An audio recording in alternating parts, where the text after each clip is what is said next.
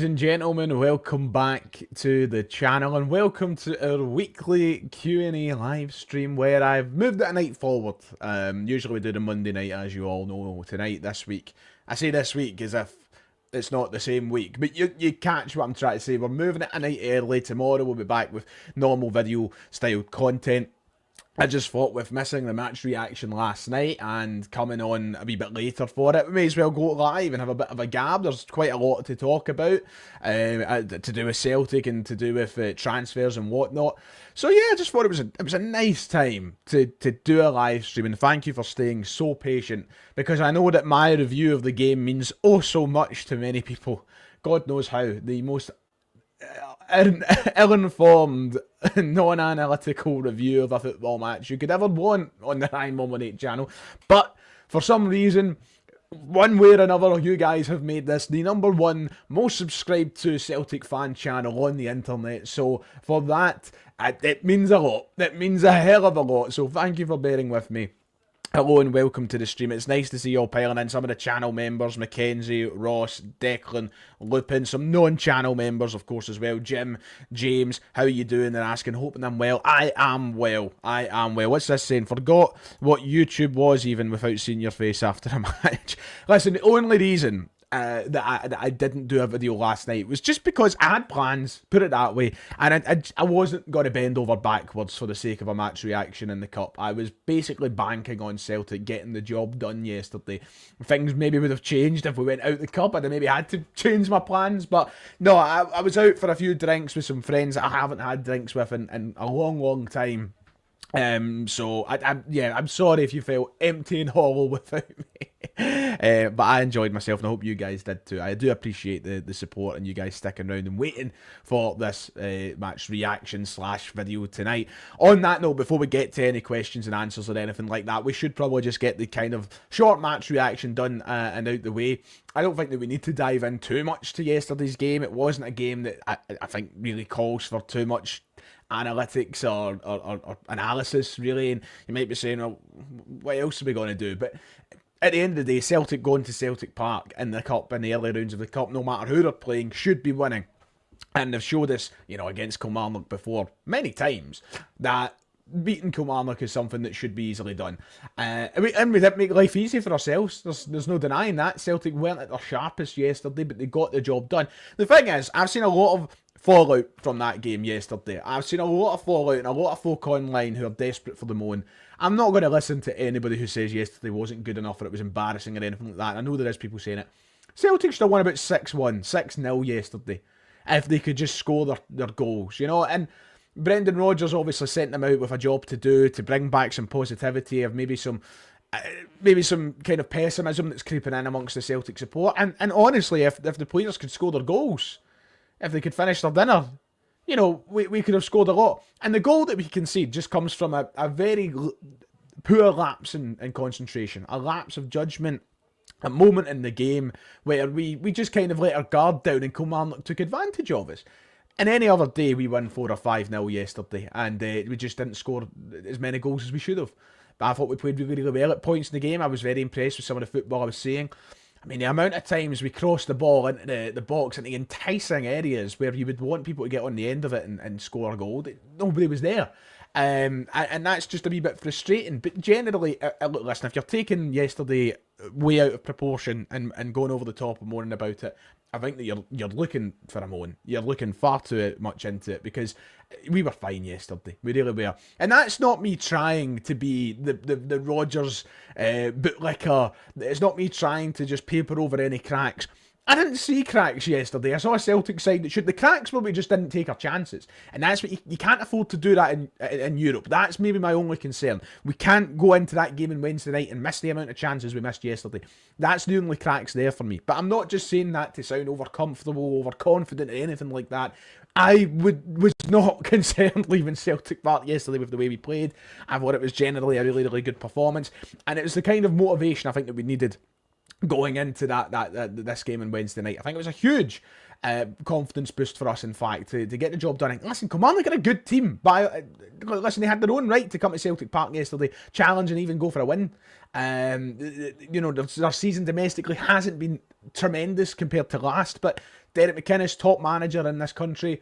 Kilmarnock, a squad full of good players. Kilmarnock, a team who, on a one-off occasion, have showed plenty of times they can beat Celtic. They beat us in the Cup last year.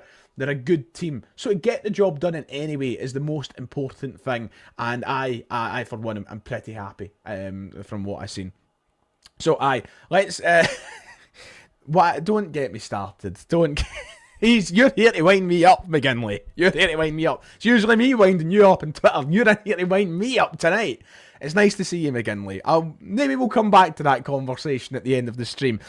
Let's get some points about yesterday's game. Listen, I think when it comes to performances and things like that, I think that, we're in a situation where everybody, I can't think of anybody who was necessarily bad yesterday. As I said, the chances that we missed, I think a couple of people were maybe a wee bit off the pace, but yeah, I walked out the stadium, walked downstairs. I actually bumped into McGinley going down the stairs, and he would tell you that I was pretty happy.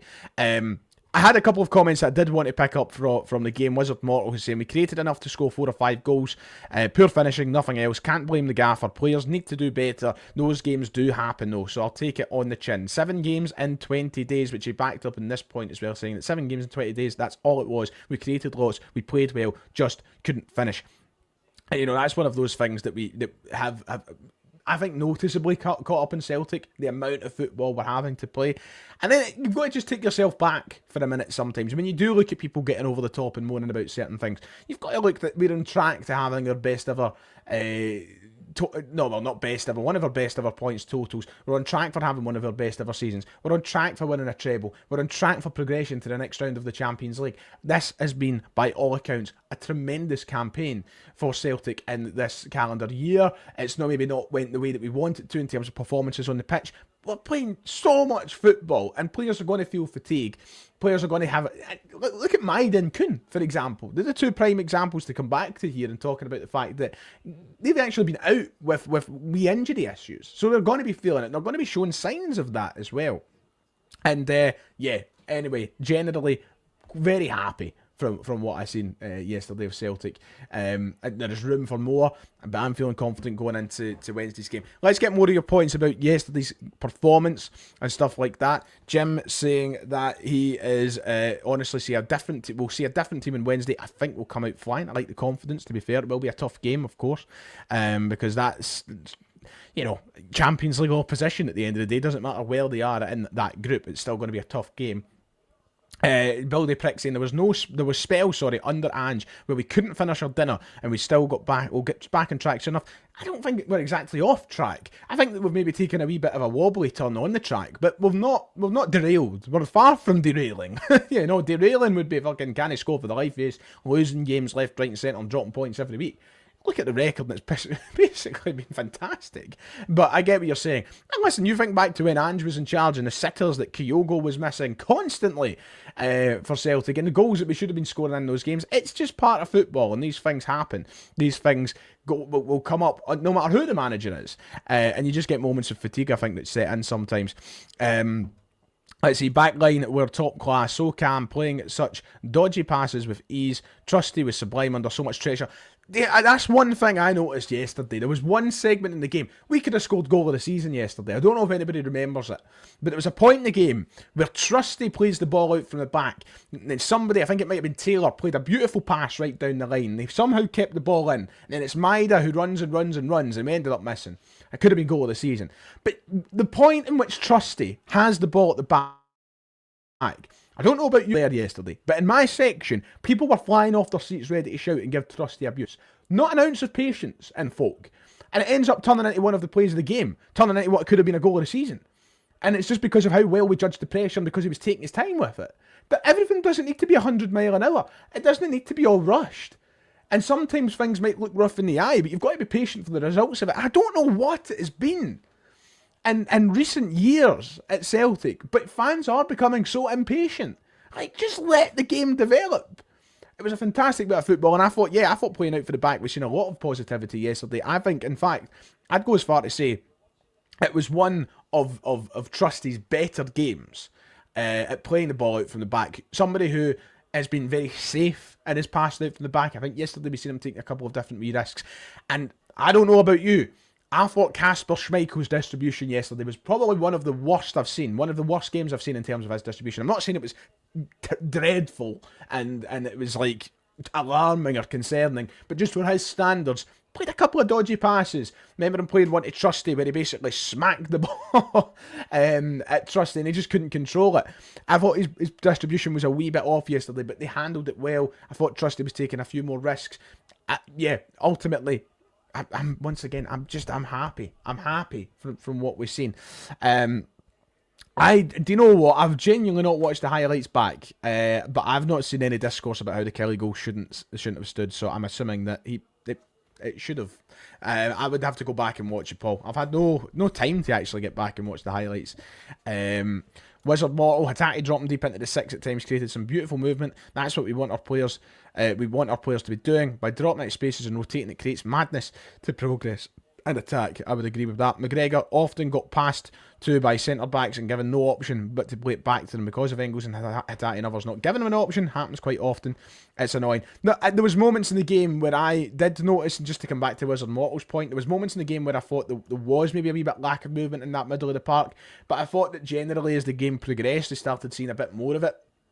I think one thing that's always, I think that's been difficult, that's maybe went a wee bit under the radar in recent weeks, I think one of the things that's been slightly off-putting for this Celtic side is maybe been the rotation, and that's not me blaming the manager for rotating the side. He has to do that, but sometimes it's hard to strike up a rhythm and hard to be on the full reading of another player when you're not playing with them all the time. I mean, Callum McGregor has been playing as that number 6, obviously, at Celtic for, the best part of the last decade now, or certainly the last 5 years, and in doing that role and playing that role, he's had to adjust to so many different players in front of him. And this season alone, that combination is changing constantly. 1 week it'll be Engels and Hatate, next week it'll be Bernardo and Hatate, next week it'll be McCowan, and it changes all the time. So it is quite hard to get yourself into a flow, into a rhythm when you're constantly having your players around you change. There's very few constants in this Celtic side. McGregor being one of the few. The other being Vickers if he's fit. Johnston. Schmeichel. But we're always changing if it's Trusty or Scales. We're always changing if it's Valley or Taylor. We're always changing the centre mids ahead of... there's just constant things changing. So to try and get that is difficult sometimes. That full chemistry, that full flow. But we handle it well. We win games. We win games. Mark saying that surely we should try Engels or Bernardo as a 6 to free Callum McGregor to a more attacking role. Another fantastic goal from Callum McGregor yesterday. I thought his goal was fantastic. And it comes off the back of so many people calling up whether or not McGregor should be dropped, which I thought was a ridiculous conversation to start with. Now, the conversation of moving McGregor forward was something that if you go back on this channel when Ange Postecoglou first came in as Celtic manager, I was very vocal about. I was very, very pro move McGregor higher up the park and get an actual number 6 in. My reservations now with that, Mark, would be if he's... I don't know. I don't know if... I think people think it's going to be so easy for McGregor to move up the park and play there and do better or whatever. We've not seen him play in that role in a long time. And we see him maybe kind of flirt with it in moments in games. You need a lot of legs to play that sort of area. And McGregor's legs are getting older. But I put it this way. I know we're saying try Engels, try Bernardo. These guys aren't natural number 6s. I don't see the point in experimenting that. I would bring in a number 6 before I experimented with Bernardo or Engels. And until then, I think McGregor keeps it. Look, listen, ultimately it's not going to change. That is McGregor's position now. It's got to be his position to the end of his career, I think. And I don't see any manager changing that. Whether it's Brendan Rodgers or whoever's the next Celtic boss. I just don't see them changing that. If I was just to be honest about it. That's not my opinion on things. That's just how I think it will go. It's not what I would do with him personally. It's just how I think things will go. But positive result through the next round. We wait for the draw tonight. We'll get into the Q&A in a moment. We're waiting for the draw tonight. I believe that's after the Dundee derby. So very exciting to see what will happen. Could be Rangers for all we know. It could be one of these other sides. I'm excited to see who we draw. I think any game is a winnable game for Celtic, and as I've said in this channel a million times, I'm not ashamed of. They can clip me all they want if we don't do it. I've said it loud and proud. I said it after they beat us 3-0 at Ibrox. I'm confident this is a Celtic side that wins the treble this year. I'm very confident of that. And if we don't do it, we don't do it. So what? It's not the end of the world. Winning a double's still class. I remember growing up, doubles and trebles were rare. When I was in my, between the ages of fucking 0 and 10, before Rangers, and even when Rangers were away, it's not like we were winning trebles every year. It took us till Rodgers came in to win a fucking treble. So I'll be happy if we end the season with a double, but I'm confident we do it this year, and we'll just wait and see what happens. Thank you to Reese, who's been a member for 1 month, saying enjoying the wrestling podcast. A recent return of the songs of past players and manager. I think it should stick around for a good bit of atmosphere. That was one of the big talking points of yesterday's game, was the kind of notice that was handed out from the Green Brigade down in their section. I wholeheartedly agree with 100% of what they're saying in that letter, and I think if you've got a problem with what they said in their letter, then you're just, I don't know, there's a bitterness maybe. I'm not saying that you need to love the Green Brigade. I'm not saying that you need to agree with everything they say or agree with all of their principles or points. But what they said in that wee briefing that they handed out to the North Curve supporters was bang on the money. The atmosphere at Celtic Park has been deteriorating for years. I think it's hilarious when we try and claim we've got the best atmosphere in Europe. We're nowhere fucking near it. The atmosphere has turned into... Honestly, it's hanging on by a thread, even on European nights. And I don't know what the reason for that is, if it's an over-reliance on the Green Brigade and the boys making the noise at Celtic Park. I don't know if it's we've just got comfortable with the winning. I don't know what the whole reason for that is. But the atmosphere has been deteriorating at Celtic Park. And people are getting really pissed off about it on Twitter, saying that, oh, the Green Brigade are taking attacks on us. They're not telling me when I should sing. They're not. They weren't telling anybody who to sing. They were telling their section. They were telling that North Curve to be louder, to sing at full voice for 90 minutes. Not the whole stadium. But it would be nice if the whole stadium could. It'd be lovely, because the atmosphere's not as good as it was even 5 or 6 years ago. And I don't know the reason for that. But I would love to see the Celtic end. The initiative for that to go ahead would be absolutely fantastic. Sadly, I don't think it'll ever happen. But it's something that I'm in full support of. Celtic are flying on the park. Celtic are flying behind the scenes. Hell, we're to an extent still flying in the stands, but we could be flying even higher. We could be flying even higher. And as I said, another treble hopefully to celebrate. Right, Q&A is about to commence. However, before then, we do have a couple of transfer updates to run through very quickly. Of course, you will have seen the news already that one of the linked wingers with Celtic, Raul Moro, let's just call it how it is, he's fucked. He had a massive injury in his last game with Real Valladolid, stretchered off the park and could miss up to 2 months of action, which I think will bring to an end any of that interest that Celtic apparently had in the player for now. I did say on the podcast on Thursday night, I don't see this one happening anyway. There was talk of him being £8.5 million. I don't think Celtic were going to pay £8.5 million, to be quite frank, but now it's certainly not going to happen.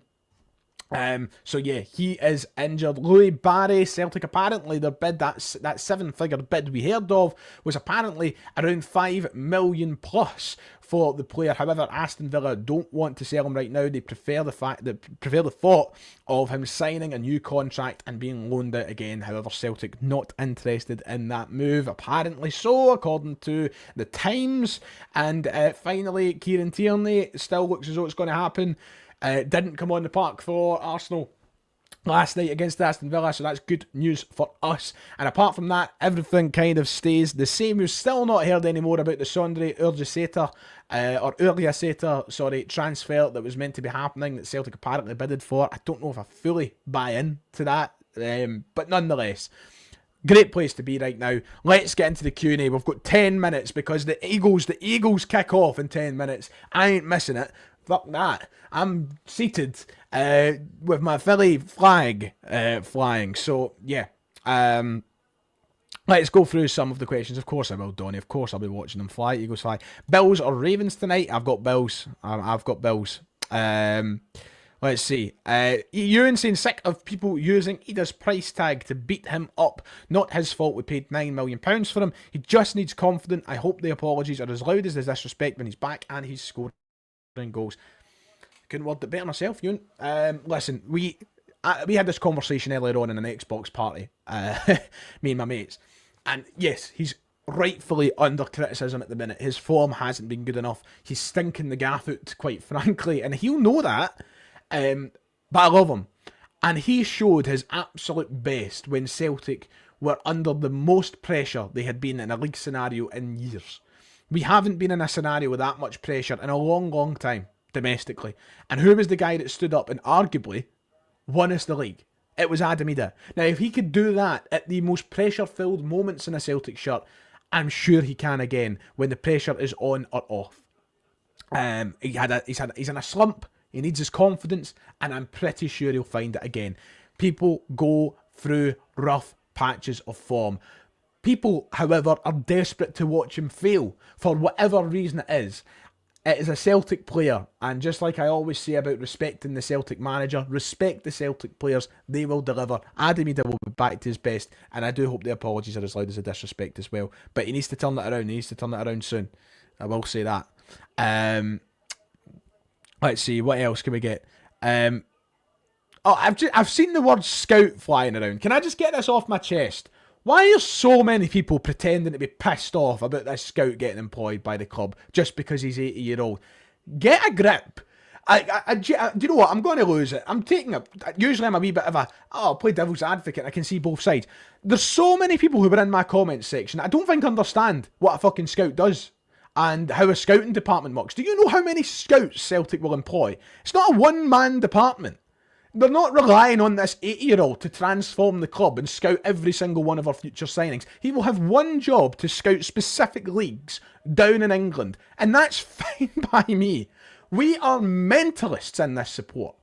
We're desperate for something to moan about. We're spoiled and fucking... We're given the best club in the world to support with the most success we could ever dream of. Some fans haven't seen their clubs win a fucking trophy, and we're winning 3 every year. And people are moaning because we've employed an 80-year-old scout. The man's been in football his whole life, as a manager, a scout, and whatever else. I'm pretty sure he knows what he's doing, whether you think he's sound of mind or no. That's not your business. That's none of our businesses. I've never met the guy. You've never met the guy. There's probably a handful of people that are Celtic supporters that have met the guy. And do you know what? I hope he does well. Because he's a fucking scout and he's getting paid to go and watch football games and try and find a talent. At the end of the day, that doesn't change. I don't care what age you are, whether you're 8 or 80. You watch a game of football, you should be able to find a decent football player. And if he's been a scout for 50 years of his career, I'm pretty sure he knows what he's doing, lads. Don't pretend to be pissed off. Don't try and be smart about it and go, 8-year-olds, we're so in the past, we're hiring dinosaurs. One scout. Do you know how many scouts we have? It's unbelievable that people are... And it pissed me off reading my comment section the other day. It was one of those days that actually made me want to deactivate a comment sections on my videos, just because there was some amount of shite being hit out with. Really annoyed me, if you can't tell. David Pleat, welcome to Celtic, mate. I wish you the best. You're more than welcome at the club. Find us a couple of talents. Do what you done at Tottenham. Find us a Dele Alli or a Ben Davies. Dele Alli before he went shite. But find us a good player. And I think you'll be a good... Listen, I always joke about how I hate the way that the modern game is going and how the modern game is about analytics and stats and all of this modernisation. I understand its importance in the game. I'm not going to play dumb. I'm no thick, right? Of course, the analytics and the modern data in football is so important, right? So important. But I like a bit old school. I like the fact that he was sitting very open about how it's not different to the extent of what he was sacked for. He was apparently sacked because he called the modern scouting game nonsense. I love that. Love that. Go on, David's son. End woke now. Yes, anyway. Can we put reactionary fans to for health? Can feel free. I don't mean to come across as like an utter twat, a dick here and saying that you can't have an opinion. But some people need to wind their neck in, and you know exactly who I'm talking about. What sort of fans. You hear them and you see them everywhere. Anyway, let's see. Unless he's drinking from a tube in a nursing home at 80, he's perfect for the job. Well, love stats. The only way that stats don't show the game is if you're looking at the wrong stats. I don't dislike stats. I just hate how people like to shove them in your face nowadays. Like, I don't care if you can see how many expected pressures Paulo Bernardo's given us on a fucking Wednesday night in the Champions League. I just care if he's played well.